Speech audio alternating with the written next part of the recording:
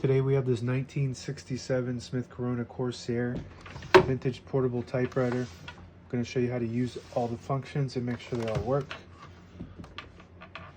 Comes with this carrying top. It snaps on like that. It allows you to carry it. Portable typewriter. Very compact. The margins are right here, and this is where the carriage will stop. Like so, once you get to the beginning and the end. And of course you hear the bell once you get to the end of the right.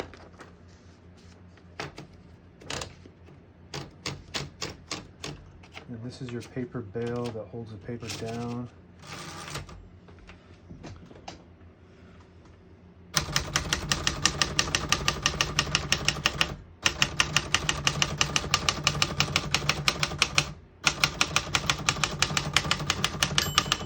Once you hear the bell, you're at the end of the margin. You hit this line space, gets you back to the beginning, and skips 1 or 2 spaces.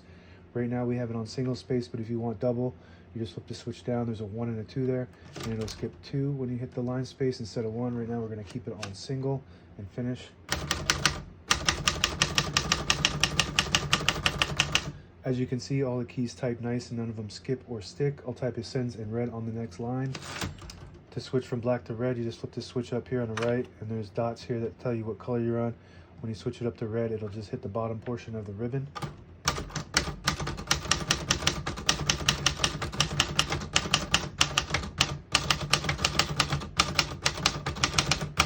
Very nice typing machine.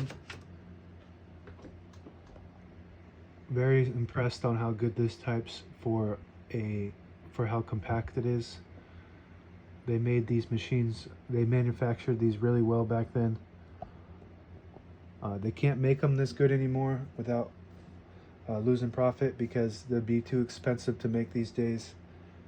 So you really got to go with these vintage typewriters if you want something well made that will never jam up or break up on you. And it will last forever if you take care of it. To pull the paper out easy, you just flip this switch on the right side of the carriage there up, and it unlocks the rollers underneath the platen, allowing you to pull the paper out easy or load thicker paper like carbon copy or cardstock. Flip it back before you load the next page, or else it won't load correctly. This is your paper tray that holds the paper upright. It just flips up and down like that. This is your backspace on the right side here. Works good. We got a shift on each side and a shift lock on the left. To clear that shift lock, you just hit the shift button again. This is your, let's pull the top off here. I'll switch this back down to black for default. This switch right here is your ribbon direction control. So if you're in the ribbon area, right now all our brand new ribbon is loaded on the left side, so it's pulling to the right, and it'll pull clockwise to the right unless you switch direction. If you switch direction down, it'll start pulling counterclockwise to the left side. We're going to switch it back up so it stays pulling to the right. If you get to the end of the ribbon on one side or the other, your typewriter might jam up and malfunction. So make sure you got your ribbon going in the right direction.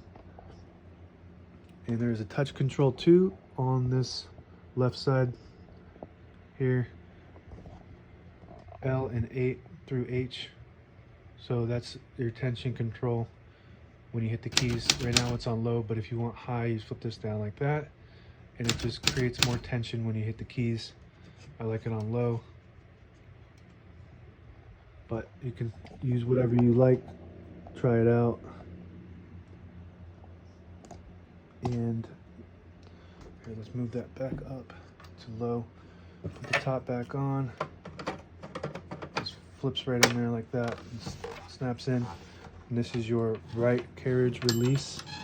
It doesn't have one on the left side on this model. There's a switch on this left side here though. When you switch that, it disables the spacing mechanism. You flip it back and you can hear that space. Each one of those is 1 space. And that's about it. Now available on eBay or Etsy. Search Brooksaw Antiques.